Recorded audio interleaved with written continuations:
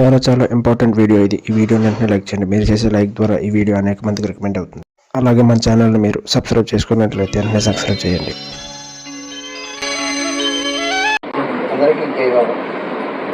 అసలు బాబాజీ ఎవరు? మనం ఆరాధన ఎందుకు పెట్టాము ఇక్కడ? ఇవి ఐక్యారాధన అంటే ఏంటి? మాతృపూజ అంటే ఏంటి? ఇవన్నీ మనమే చేసామా? మన ముందు ఎవరైనా చేశారా? మనం ముందు చేసిన వాళ్ళు ఎలా ఉన్నారు? వాళ్ళు ఈరోజు ఎలా పిలువబడుతున్నారు? మాతృపూజ చేసిన వాళ్ళు ఎలా పిలువబడుతున్నారు? ఎలా పూజించబడుతున్నారు? ఇప్పుడు చెప్పారు కదా వాసన రాగమాలికి పాడాడు కదా ఆయన. రాముడి గురించి, కృష్ణుడి గురించి, క్రీస్తు గురించి, బుద్ధుడి గురించి వీళ్ళందరూ కూడా తన తల్లిదండ్రులకు పూజ చేశారు. రాముడు తండ్రి మాటని అరణ్యం వెళ్ళిపోయి 14 సంవత్సరాలు ఆకులు అలవంతిని నారాయణలా కలపడ్డాడు. అందుకే రాముడు ప్రతి గ్రామంలోనే రామాలయం ఉంది. రాముడిలా నువ్వు కూడా ఉండాలి. తమ్ముళ్ళు ఎడ, తమ్ముళ్ళు అన్నలు ఎడ, భార్య ఎడ, భర్త, పిల్లల ఎడ అన్నీ కూడా మనకి ప్రతి గ్రామంలో రామాలయం ఉన్న కారణం ఏంటి? రాముడు తన తండ్రి మాట అన్నాడు కాబట్టి మనం వినాలని మన ఊళ్ళో రామకోలు కట్టారు. శ్రీకృష్ణుడు పెంచిన తల్లికి 14 భవనాలు చూపించాడు మట్టి తిని. ఈ తల్లి రుణం ఎలా తీర్చుకోవాలా? నన్ను తీసుకొచ్చి ఇక్కడ పడిచేసాడు మా నాన్నగారు. మరి ఈ తల్లి రుణం తీర్చుకోవాలి. నన్ను పెంచింది, పాలు ఇచ్చింది, నా మలమూత్రాలు శుద్ధిపరిచింది, నా కోసం ఎన్నో యాతనలు పడ్డది, అందరి చేత సీవాట్లు తిన్నది. ఇలాంటి తల్లి రుణం తీర్చుకోవాలంటే నేను ఏం చేయగలుగుతానని ఇంత మట్టి తీసుకొని తిన్నాడు. అది బలరాముడు చూశాడు. అమ్మ తమ్ముడు మట్టి తింటున్నాడు అందరు. పరిగెట్టి వచ్చి ఏరా మట్టి తిని లేదా అందరు చూపు పట్టుకుంది. అప్పుడు నోరు తెరిచాడు. ఆ నోటిలో 14 భవనాలు చూపించాడు. భగవంతుడు తండ్రి నా జన్మ ధన్యమైంది. తన తల్లిదండ్రులు జైలు నుంచి విముక్తి చేశాడు. అంటే శ్రీకృష్ణుడు తల్లిదండ్రులు ఎడలా భక్తి భావంతో పూజతోటి వాళ్ళ పాదాలకే జన్మ. అందుకే కృష్ణ పరమాత్మ మనం క్రీస్తు తిరువేసి తీసుకెళ్ళిపోతున్నారు. తల్లి పక్క నుండి ఏడుస్తుంది, అయ్యో నన్ను కదా నువ్వు చూడాలా, ఇలాంటి స్థితిలో నేను ఇంట్లో వెళ్ళిపోతున్నాను, నన్ను ఎవరు చూస్తారు నాయన అని బాధపడుతుంది. అప్పుడు ఆ పక్కన ఉన్న శిశువుని పిలిచి, ఇదిగో అమ్మ నీ కుమారుడు, నువ్వు ఇదిగో అమ్మ నీ తల్లి అని వాళ్ళిద్దరికి బాధ్యత అప్పచెప్పాడు. భగవానుడు ప్రతి జీవిని ప్రేమించమని ప్రతి జీవినికే తల్లి తండ్రి అయిపోయాడు. మహమ్మద్ రసూల్ వారి చిన్నతనంలో తల్లిదండ్రులు చచ్చిపోతే అందరినీ తల్లిదండ్రులు పూజ చేయమని చెప్పారు. ఇలా ప్రతి వినాయకుడు కూడా వాళ్ళిద్దరు అందరికి పరీక్ష పెట్టారు. ఎవరైతే ఒకటే బండి ఉంది, మరి ఇద్దరు కొడుకులు బండి కావాలా అంటే సపోజ్కి ఇద్దరు సమానమే కదా తల్లిదండ్రులకి. ఈ ఇద్దరిలో ఎవరైతే ఈ భూప్రదక్షిణ ప్రపంచం అంతా తిరిగి వస్తారో వాళ్ళకే ఈ రాజ్యాభిషేకం అని పరమేశ్వరుడు చెప్పాడు. కుమారస్వామి వెళ్ళిపోయాడు. వీడు ఎలక వాహనం ఎక్కి బయలుదేరతాడు. ఏడుచుకుంటా, నేను పుట్టికిన మరుగుద్దాన్ని, ఇంత పొట్ట, అంత కడుపు, ఇంత బుర్ర, ఎంత ఉంది, నేను ఏం వెళ్తాను, అది వెళ్ళిపోతాను, అప్పుడే చాలా దూరం నేను ఏం చేయను. బ్రహ్మర్షి నారద మహారాజు కనపడి ఏ నాయన ఎడుతున్నామని అడిగాడు. ఇది పరిస్థితి అని చెప్పాడు. చూడా అసలు ఎక్కడి నుంచి వచ్చారా అన్నాడు. వినాయకుడిని పేక నరికేసింది, అమ్మ మట్టి చేసి నలుగు బొమ్మ పెట్టింది కాదు. బిడ్డను కలిగేటప్పుడు తల్లి అట నలిగిపోయినట్టు నలిగిపోతుందట. మట్టి మనం నలిగి పెడతాం కదా, అలా నలిగిపోయి చావు దాకా వెళ్ళి బిడ్డను కట్టతాడు తల్లి. అలాంటి బిడ్డకి నువ్వు వెళ్ళి నీ తల్లిదండ్రులు ప్రదక్షిణ చేయాలి. ఆ తల్లిదండ్రులు ప్రదక్షిణ చేసేటప్పుడు అక్కడ కనిపిస్తున్నాడు కుమారస్వామి కదా, ముందు కనిపిస్తున్నాడు. ఏంటంటారు ఏంటి నేను నాకంటే ముందు కనపడుతున్నాడు ఏంటి? ఇవాళ గణపతిని పూజించకండి ఏ కార్యక్రమం మనం హిందూ సాంప్రదాయకంగా చేయరు. ఎంత చిన్న పని చేయి, ఎంత పెద్ద పని చేయి, గణపతి పూజ చేయకుండా ఎవరు కూడా అంటే ఎందుకు కదా గణాలకు అధిపతి వేడు తల్లిదండ్రులు పూజించడం వల్ల. ఇలా ప్రతి మహాత్ముడు కూడా ప్రతి వాడు తల్లిదండ్రులు పూజించారు. సనాతన స్వయంభవ విశ్వేశ్వర విశ్వకర్మ బ్రహ్మశ్రీ ప్రచోదన జ్యోతిర్మయ పరబ్రహ్మ కూడా 12 సంవత్సరాల మౌనంలో ఉన్నాడు ఆయన పుట్టిన తర్వాత. ఆయన కూడా ఆ తల్లి యొక్క పాదాల కాడికి వెళ్ళి మట్టి తీసి, ఆ మట్టి తీసి భూమి ఒకటాన్ని పెట్టుకుని నాలుగుని చర్చించుకుని దండం పెట్టేది తల్లి. అప్పుడు ఆయనలోంచి అనేక రకమైనవి ఆయన గర్భంలో చూపించాడు. ఈ అక్షరం ఎవరిచ్చారు? అసలు ఈ భూమి మీద ఈ అక్షర గ్రంథాలు రాయడానికి మూల పురుషుడు ఎవరో? అక్షరం ఎవరిచ్చారు? ప్రచోదన పరబ్రహ్మ ఇచ్చాడు. మనం కట్టుకుండే ఇళ్ళు, తినే పాత్రలు, మన ఈ భూ ప్రపంచమే చూసేవన్నీ మన పరికరాలన్నీ కూడా ఆ రోజు ఆయన గర్భంలో చూపించి ఆద్యం సృష్టి ప్రారంభంలో తన తల్లికి పూజ చేసి మళ్ళీ కూడా చేయమన్నారు. తల్లిదండ్రుల యొక్క పాదముల కిందే తనయులకి దివ్య బాటట. తల్లి పాదములకి ఎవరైతే దండం పెడతారో ప్రతిరోజు వాడికి నేను గౌరవించనున్నాను. సీతారాంపురంలోని ఒక ఆయన ఉండేవాడు బ్రాహ్మణుడు, బాబాజీ గారిని చాలా దారుణంగా తిట్టేవాడు. బాబాజీ ఈయన తీసేయండి అన్నాను నేను. ఈయన మిమ్మల్ని తిడుతున్నాడో ఈయన తీసేయండి బాబాజీ ఉండకూడదని వాళ్ళు. అంటే చిన్నతనం కదా బాబాజీ ఏదైనా చేస్తాడు. ఎప్పుడు అది చెప్తే వేరే నాకన్నాను. బాబాజీ మిమ్మల్ని చాలా దారుణంగా తిడుతున్నాడు, ఆయన తీసేయండి అంటే యూనివర్సిటీలో ఆయన మాస్టర్ లెక్చరర్. వాళ్ళ అమ్మగారు పాదాలకి డైలీ దండం పెడుతున్నాడు రా. తల్లి పాదములకి దండం పెట్టిన వాడే నేను చూస్తాను, నేను ఆశీర్వాదం ఇచ్చాను ఆదిలోనే అని తీయండి అని తిట్టినా ఏం పర్వాలేదు కానీ వాళ్ళు సుఖంగా ఉండాలన్నారు బాబాజీ. అంటే తల్లిదండ్రులకి పూజించిన వాడికి ఎంత ప్రాధాన్యత ఇచ్చారు బాబాజీ. సరే లేదండి ఇచ్చినట్టే బాబాజీ తల్లిదండ్రుల గురించి చెప్పేవారు. తల్లి అట ఇలా వాసాన్ని చెప్పారు కదా, ఇప్పుడు అంటే డబ్బులు వచ్చాయి, గ్యాసులు వచ్చాయి, చెల్లలు వచ్చి అవి వండుతున్నాయి, ఈ చెల్లలు ఇలా వస్తున్నాయి. కానీ పూర్వమనే పొయ్యిల మీద ఉండేవారట అన్నం. ఆ అన్నం ఉడికిపోతాట. ఈ అన్నం వాడుతా అన్నప్పుడు ఈయన ఏడుస్తారట. అన్నం వాడతాడా ఈయన తీయాలా? ఏం చేయాలా? మన అమ్మమ్మలు మన నాన్నమ్మలు మన అమ్మలు కూడా చేశారు కదా వంటలో. ఈ అన్నం వార్చాలా అని తీయాలా? వీడి కోసం అన్నం చేశాను. ప్రతి భర్త వచ్చి తిడతారు, కొడుకులు వచ్చి తిడతారు, మరుదులు వచ్చి తిడతారు. రాత్రి అన్నం చేసి శుభ్రంగా మొద్దడిలో పోతారు. ఎవరు ఇస్తారు ఎవరి కోసం? అగ్గికి పోకండి, గాలికి పోకండి, ధూళికి పోకండి, నేను కాపాడుకుంటాను. అలాంటి తల్లిని నువ్వు పూజించలేని వాడికి, కల్పించలేని దేవుళ్ళు, ఈ పువ్వులు పుష్పాలు ఈ కాయలు ఇవన్నీ కూడా ఎందుకు అయినిచ్చినాయే? మనం ఏం చేయాలి ఇక్కడ? ఆడిచ్చాడు ఎలా చిన్నపిల్ల కింద మొక్కల పట్ల తెచ్చి నాకు కొన్ని ఎట్టి అన్నట్టు ఆయన ఇచ్చి మళ్ళీ ఆయనకి పెడుతున్నాం. మనం ఆయనకి ఇచ్చింది ఏడిదే, ఇదిగో నేను ఏ రోజుకే తాగుతున్నాను, నేను నిజంగా మానేస్తున్నాను తండ్రి నీ కోసం అని చెప్పి మానేయాలి. నేను వ్యభిచారం చేస్తున్నాను, ఈ రోజు కానీ ఈ పని నేను చేయను, నేను అబద్ధాలు ఆడుతున్నాను, నేను నైవంతికి చేస్తున్నాను, లేదా ఇతరులపై ఆధిపత్యం చేస్తున్నాను, ఇలాంటి పాప గుణాలు వదిలేయమన్నారు భగవంతుడు అనేవాడు. పువ్వులు కాయలు కొబ్బరికాయలు టెంకాయలు వీటి వల్ల ఏమి రాదు. నువ్వు చెంపలు కొట్టుకుంటావు, నీ చెంపలు నీ కాడే ఉంటాయి, ఆ ఆశీర్వాదం ఆడకాడ ఉంటుందని వారు బాబాజీ. భగవంతుని పూజించడం అంటే పళ్ళు కాయలు పుష్పాలు ఏమీ అక్కర్లేదు. నిర్మలమైన మనసుతో తండ్రి నాకు భార్య బిడ్డలు ఇచ్చేవు, తల్లిదండ్రులు ఇచ్చేవు, నాకు సమాజంలో అందరితో ఉండాలి, నాకు నా ఉపాధిని నాకు పెట్టు, నాకు అనుదిన ఆహారం పెట్టి సమాజంలో నాకు నా పని నేను చేసుకుంటే నాకు మంచిగా పోయేలా కానీ ప్రార్థన చేయాలి. ఏదో ఒకటయ్యా చేయాలో వద్దా? ఒక ఆయన రమణ మహర్షి దగ్గరికి వచ్చి అన్నాడట, మరి నాకు ఇవన్నీ ఆలకిచ్చానండి, నేను ఇంటికి వెళ్ళి చేద్దాం అనుకుంటున్నాను, కానీ ఇంటికి వెళ్ళిన తర్వాత లాభనే కానీ ఈ దైవ పూజ చేయట్లేదు అన్నాడు. ఏ అన్నాడు? మిర్చి తినేస్తుందంట మాయ. మరి మీ ఇంటికాడ నుంచి వచ్చేటప్పుడు ఏం చేస్తున్నామా అని అడిగాడు. నీ ఇంట్లో ఎవరు లేనప్పుడు ఇంటికి బయటకు వచ్చేస్తావు కదా, అప్పుడు ఏం చేస్తామని అడిగాడు. తాళాలు వేస్తావు కదా అన్నాడు. తాళాలు వేస్తారా? మనందరూ అందరూ ఇక్కడికి వచ్చినప్పుడు తాళాలు వేసి వచ్చారా, తాళాలు వేసి వచ్చారా? అలా తాళాలు వేస్తారు కదా, ఈ ఇంట్లో కూడా ఒక తాళా ఉందా, తాళా వెయ్యి విద్య రాకంటానా, ఆయన నీలో ప్రవేశించకంటే ఒక తాళం వెయ్యి. ఎందుకు వస్తుంది? నీ ఇంటికి వేస్తున్నా కదా తాళం. అలా నీలో కూడా మాయ వస్తుంది. ఆ మాయ నీ దగ్గర రానివ్వదు. తాగమంటుంది. పక్కన బుద్ధి ఏమంటుంది? బాబాజీ అనేవారు బొట్టన వేరు నీ శరీరం లాంటి చూపుడు వేరు నేను కోరుకుంటుంటుంది. అది కోరదు, నాకు కోర కావాలి, బండి నాకు అది కావాలంటుంది. ఈ బుద్ధి ఏమంటుంది? నీ స్వామి అంత వరకు లేదు ఆగంటుంది. చెప్తుంది కదా, కానీ అప్పులు చేసి మాట్లాడు. ఆ తర్వాత తిప్పలు పడుతుంటాడు. పిల్లలు చిన్న దాంట్లో చదివించుకుని మనుషులు ఆడెవరో చదివించుకుని అందులో జాయిన్ చేస్తాడు. ఆ డబ్బులు కట్టడాడు, ఆడెక్కడ ఏం చెప్తాడు, ఇది మనసు చేస్తూ ఉండదు. దీనికోసం మరి తాగడానికి వెళ్తాడు. అది పడలేక ఇటు పడలేక ఇంట్లో కూలి పడలేక ఇది కూలి పడలేక ఇవన్నీ మనకు మనమే కష్టాలు బాధలు అని తెచ్చుకుంటాం, కానీ ఏవి కూడా కాదు. మనం భగవంతుని ఎవరైతే తల్లిదండ్రులు పూజించు నిత్యం జ్యోతిని ఎందుకు వెలిగిస్తారు? ఒక మహారాజు దగ్గర ఒక ఆజ్ఞాన పంతులు ఉండేవాడట. ఆయన దేవుడు ఎక్కడ వస్తున్నాడో నాకు చెప్పమన్నాడట. దేవుడు ఏ చెప్తున్నాడో నాకు చెప్పాలా లేదని నీకు చర్చయాగం చేస్తున్నాడు. దేవుడు ఏ చెప్తున్నాడు చెప్పండి, ఎవరన్నా చెప్పగలవా? దేవుడు ఏ చెప్తున్నారు ఎవరన్నా చెప్పగలవా? అది చెప్పకపోతే చర్చయాగం చేసేస్తానండి ఈ రాజు పంతులే. ఆడు పరిగెట్టి ఏ వాసన అదని పరిగెట్టించాడు. అయ్యా ఇలా అన్నాడు మా రాజుగారు, నాకు పరిష్కారం ఏం దొరకలేదు, నాకు చర్చయాగం తక్కువ రాలేదు, మరి దేవుడు ఎలా చూస్తాడో నాకు చెప్పాలా? ఏం చూస్తున్నాడో చెప్పండి. తూర్పుగా పరమగా ఉత్తరానిగా నైరుతిగా ఆగ్నేయంగా ఈశాన్యానిగా ఏ మూడు చూస్తున్నాడో చెప్పండి అంటే, నేను రేపు వస్తాను, దేవుడు ఎలా చూస్తున్నాడో ఆయనకే చెబుతాం, కంగారు ఏం పడక ప్రశాంతంగా ఇంటికి వెళ్ళిపోవడం ఆ మర్నాడు ధైర్యం ఇచ్చాడు కదా, వెళ్ళిపోయాడు. ఈయన ఆయనకి ఎదురు రాజుగారికి వద్దకు వెళ్ళారు.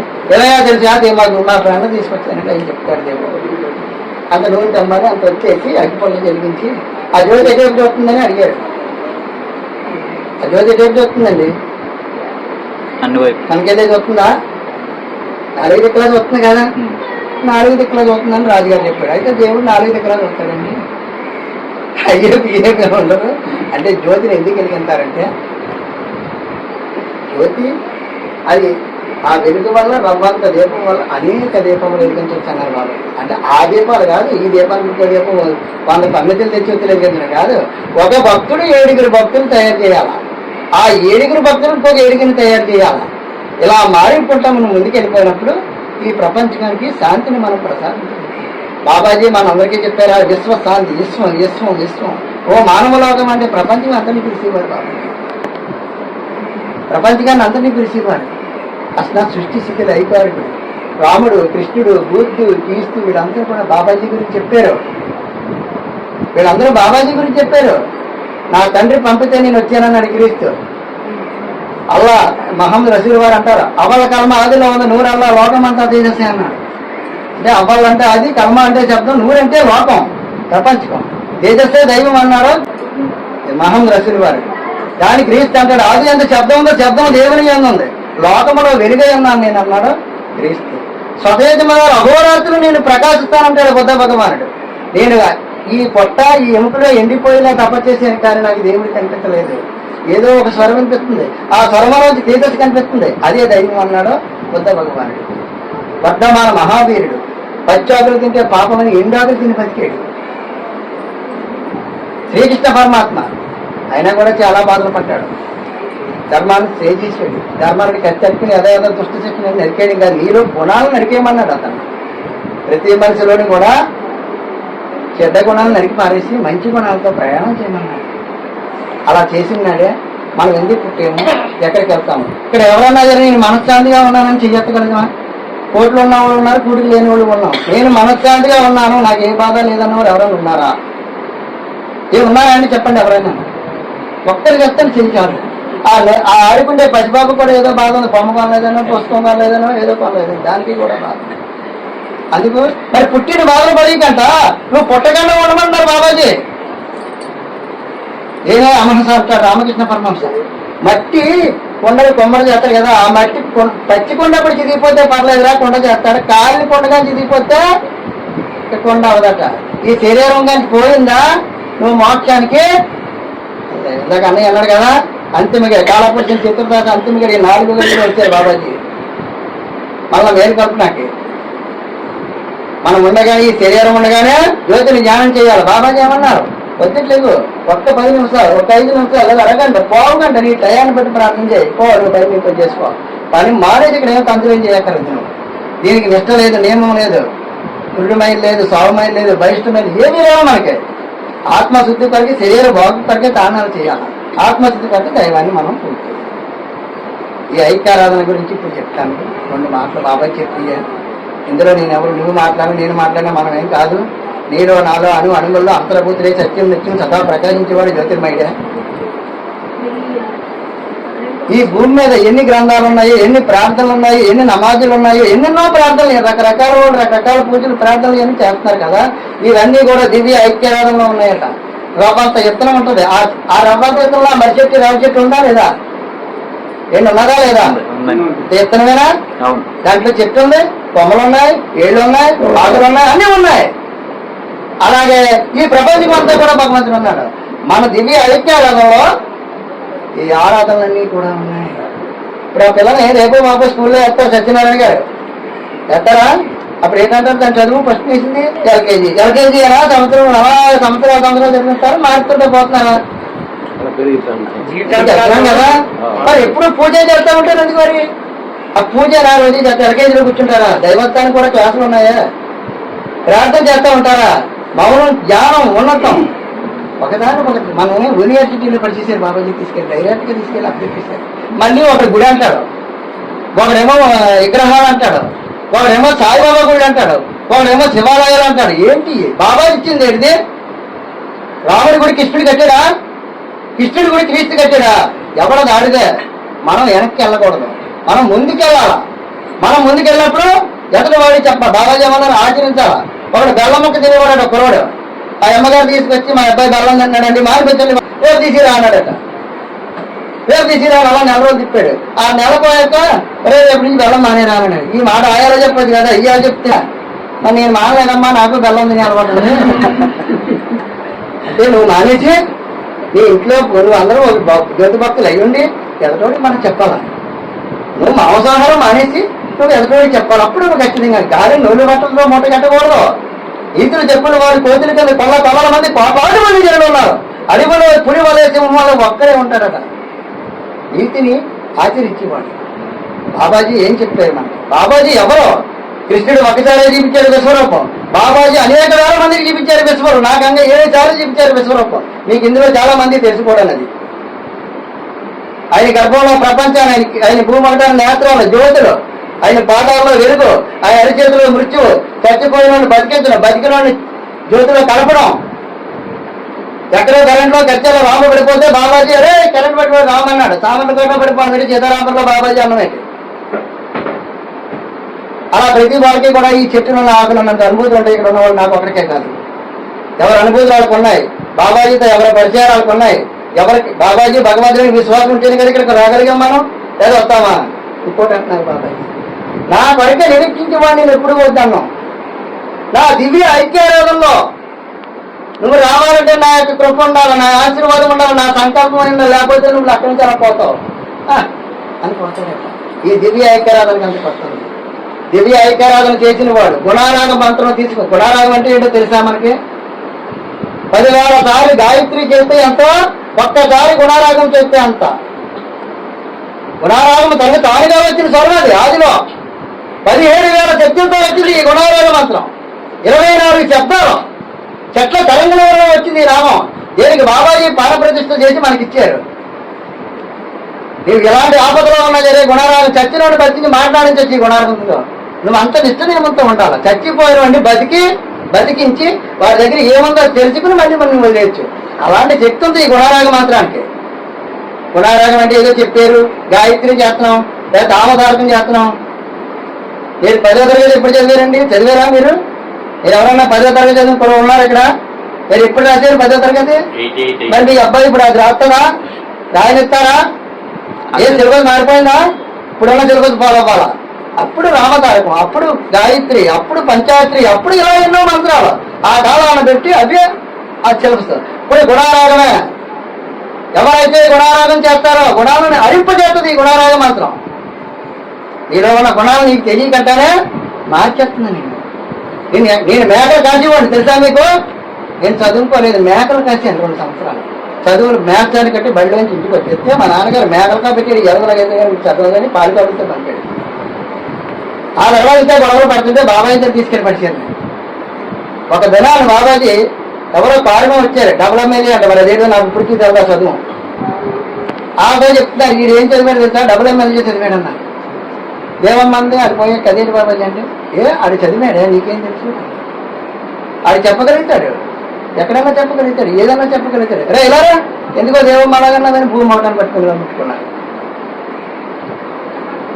బాబాజీ ఎలాంటి వారండి? ఆయన దగ్గర ఉండడమే మనం 10,000 సంవత్సరాలు తపస్సు చేస్తే కానీ సద్గురు యొక్క సన్నిధికి చేయాలన్నమాట. 10,000 సంవత్సరాలు. మరి ఏ తపస్సు చేసేవని నువ్వు దివ్య పురుషుడి దర్శనానికి వెళ్ళావు? ఏ తపస్సు చేసేవని సనాతన స్వయంలో ప్రచోదన జ్యోతిర్మయ పరబ్రహ్మ సన్నిధికి వెళ్ళావు? ఆయన సామాన్యుడా? షిరిడి సాయిబాబా వరుసా ముప్పండి నేను చేయలేకపోతాను, నా శక్తి చాలలేదన్నాడు. ఒక బాబాజీ గ్లోబ్ ఓపెన్ చేసి గ్లోబ్ తిప్పాడు. ఏసుక్రీస్తు అంతటి వారికి పని అని చెప్పారు. కానీ అమరపూర్ కొండకి 7 సంవత్సరాలు డెవలప్మెంట్ చేయగానే జరాచుడని ఆయన ఉన్నారు తెలుసా? మనోవాకు కర్మలను శుద్ధి చేసాడు. మనోవాకు కర్మలు అంటే మాట్లాడడం రావాలి ముందు మనకి. ఎవరితో ఎలా మాట్లాడాలో అది రావాలి. మనోవాకు కర్మలు మనసు చేత కానీ వాకు చేత కానీ కర్మ చేత కానీ నువ్వు నేరం చేయకూడదని ఫస్ట్ క్లాస్ అయ్యి చెప్పాడు. ఆ తర్వాత రాముడు వచ్చి తల్లిదండ్రుల్ని, పిల్లల్ని, రాజ్యంలో ప్రజల్ని, అమాయకుల్ని, అనాథుల్ని అందరినీ సమంగా చూడమని చెప్పాడు. ఆ తర్వాత కృష్ణుడు వచ్చి ధర్మాన్ని ప్రబోధం చేసాడు. అంటే క్లాసులు మార్చుకుంటా వచ్చాడు. వర్ధమాన మహావీరుడు వచ్చి ప్రతి దానిలో ప్రాణం ఉంది, ఆ ప్రాణాన్ని మనం హింసించడానికి ముందేవడదని దెబ్బలాడి ఆపాడు. అదే బుద్ధ భగవానుడు వచ్చి ప్రతి జీవిలో భగవంతుడు ఉన్నాడు, అహింసను ప్రబోధం చేశాడు గట్టిగా పొలపై బట్టి.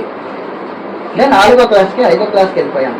తర్వాత క్రీస్తు వచ్చి ప్రార్థన నేర్పాడు. పాపము చేయని మానవుడు ఎవడో లేడు, ప్రార్థన చేయండి, ఈ రోజుకానికి ఈ పాపాలు నేను వదిలేస్తున్నాను, ఇక్కడి నుంచి ఇటువంటి పాపాలు చెయ్యను ప్రభు అని ప్రార్థన చెయ్యండి.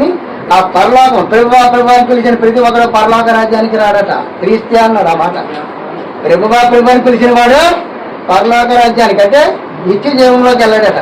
పరలోకమైన నా తండ్రి చిత్తము నెరవేర్చి వాడే వస్తాడు అక్కడికి. ఎవడ పడితే వాడు రాలేడని క్రీస్తు బొబ్బెట్టి చెప్పుకున్నాడే నా తండ్రి చెబుతున్నాడే. మహమ్మద్ రసూల్ వారు ఉన్నారు కదా, ఆయన ధర్మాన్ని స్థిరం చేసాడు. అక్షరాన్ని, ఇలాంటి అక్షరాన్ని గ్రంథాన్ని స్థిరం చేసాడు ఆయన. పురాణానికి ఎంత పవిత్రం. ఈ గ్రంథం చదివాను కింద పెట్టేయడం, ఈ గ్రంథం చదివాను ఆ వంట చేస్తపోయి అక్కడ పెట్టేయడం, ఈ గ్రంథం చదివిన ఎవడో పిలిస్తే అడబడి పారిపోవడం. పురాణం అసలు ముట్టుకొని ఇస్తారనుకుంటున్నారా? ఇది ఏంటిది? గ్రంథం మాట్లాడుతాను బాబాజీ అన్నారా లేదా మీ అందరితో? గ్రంథమే మాట్లాడుతుంది అన్నారు. యావత్ ప్రపంచానికి ఈ గ్రంథమే చెప్తుంది అన్నారు. నా గ్రంథంలో 33 గ్రంథాలు భారతదేశంలోనే ఏ గ్రంథంలోనూ కూడా పాపం లేదు లేదు లేదని బాబాజీ చెప్పారు. బాబాజీ చెప్పడమే కాదు, మనం కూడా చెప్పగలుగుతాం. మనం ఎవరి బాబాజీ కృప మన పైన ఉన్నప్పుడు సత్యం కొరకు పోరాడాల ఏంటండి. అందుకో గుణారాగం అంటే ఏంటి? ఇవన్నీ కూడా మన మంత్రాన్ని మించిన ఏది లేవు, ఇక్కడ రావు. ఇలాంటి గ్రంథం ఇంకా భూమి మీద ఎవడో ఇవ్వలేదు, ఇక్కడ ఇవ్వడానికి కూడా రావడం. ఇలాంటి వాడు రావాలంటే 1000 సంవత్సరాలు పడుతుంది. అవతార మెహర్ బాబా గారు అంటారు 700 సంవత్సరాల కానండి అవతార పురుషులే రాడట.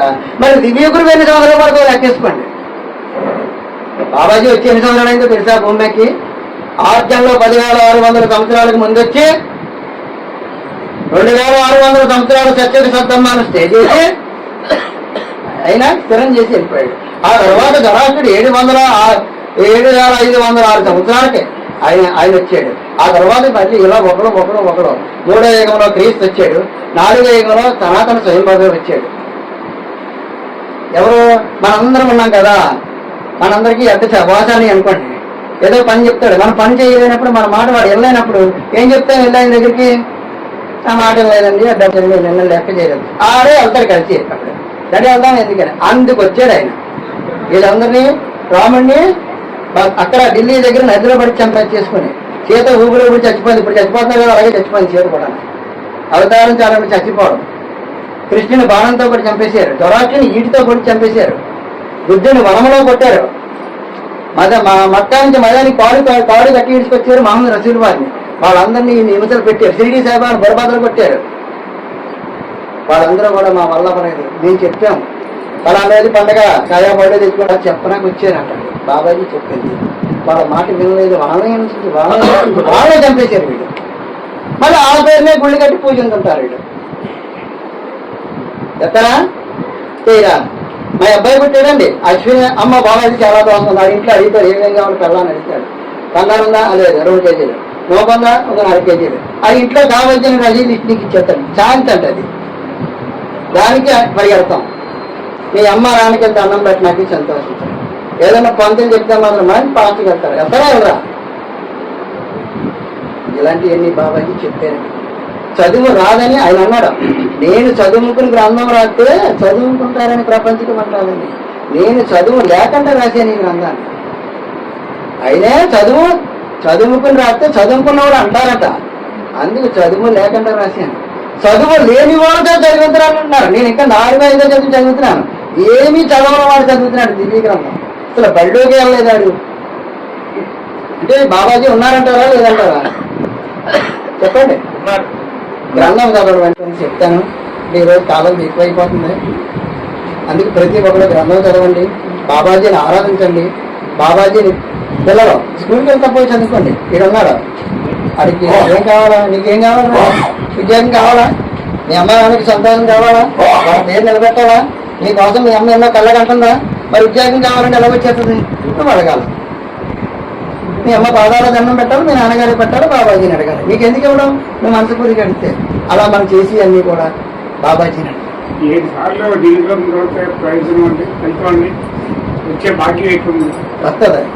వస్తుంది చదవాలా. పండికి పట్టి వస్త్రం కట్టించింది మాట. ఇది అజ్ఞానికి విజ్ఞాని ప్రబోధం చేయను, పండికి పట్టి వస్త్రం కట్టించింది అని బాబాజీ అన్నారు. ఆయన 10 మార్లు చెప్పాలట. పనికి తెల్లవారు కడితే బాగా దొంగ ఉంటుంది. అది దొంగ ఉంటుందని కదా వినలేదని మళ్ళీ చెప్పాలా. అలా మన అజ్ఞానంలో ఉన్నాం. మనకు అర్థం అవ్వాలంటే ఒక రోజుకి ఈ రోజుకి ఎక్కదు కదా, ఈ రోజుకి ఎక్కుదా, ఎన్ని రోజులు పడుతుంది. ఆరాధన పెట్టాలని ఎన్నో రోజులు బట్టి అనుకుంటే ఈ రోజు వచ్చింది ఆరాధన. నన్ను అనుకుంటే ఇవాళ పెట్టారా, మరి ఇదే జరగలేనప్పుడు అది ఎలా జరుగుతుంది? దానికి టైం కేటాయించాలా, రోజు 10 పేజీలు చదవాలా. అబ్దుల్ కలాం అంటాడు, ప్రతి మనిషి 4 గంటలు లెగాల, తానం చేయాలని పనులు చేయాలి, దండం పెట్టి ఏదో ఒక పుస్తకం, దైవ పుస్తకం 10 పేజీలు చదవాలి. అలా చదివారా? కంటిన్యూగా చదివారా? మీకు వీలున్నప్పుడు బయటకు వెళ్ళి ఆధార్ ఏం చేసుకుంటాడు? ఆధార్ వేయడు, సున్నా ఇంకెత్తాడు వెళ్ళైన వల్ల. కంటిన్యూగా చదవాలి. అప్పుడు ఎందుకు రాదు? అన్నీ మనలోనే ఉన్నాయి. అలా మన లోపాలు మనం జరిగించుకుంటూ ముందుకు వెళ్ళాలి. మీ అందరికీ నమస్కారం. జై బాబా.